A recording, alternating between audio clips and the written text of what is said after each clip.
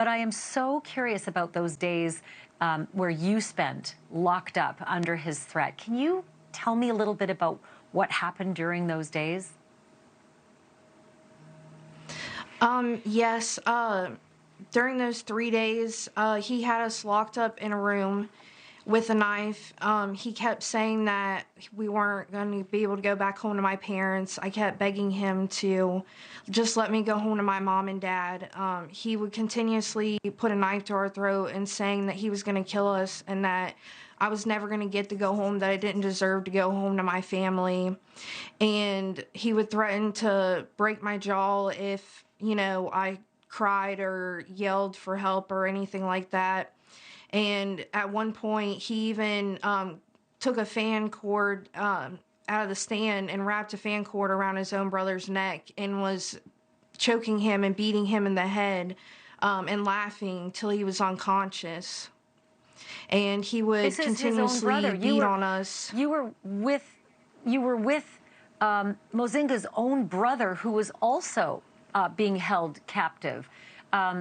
Ultimately, there were terrible things that happened to Chloe. She was doused with gas. She was beaten with a baseball bat. Did some of these things happen to you and Mozinga's brother as well? Yes, he would continuously beat on us. He gave me, my eyes were all blacked out and swollen from him doing that to us. He would put a knife to our throat. He was throwing and smashing beer bottles at the wall by our heads. And like I said, he was choking and beating his brother in the head too and laughing the entire time.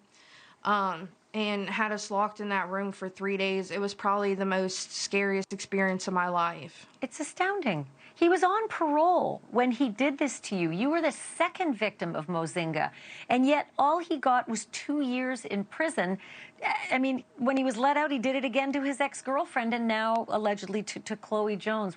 What went through your mind when you heard about this attack on Chloe Jones and when you saw her emerge with black eyes from that makeshift prison? I just couldn't believe that he was out and able to do it again after doing it so many times.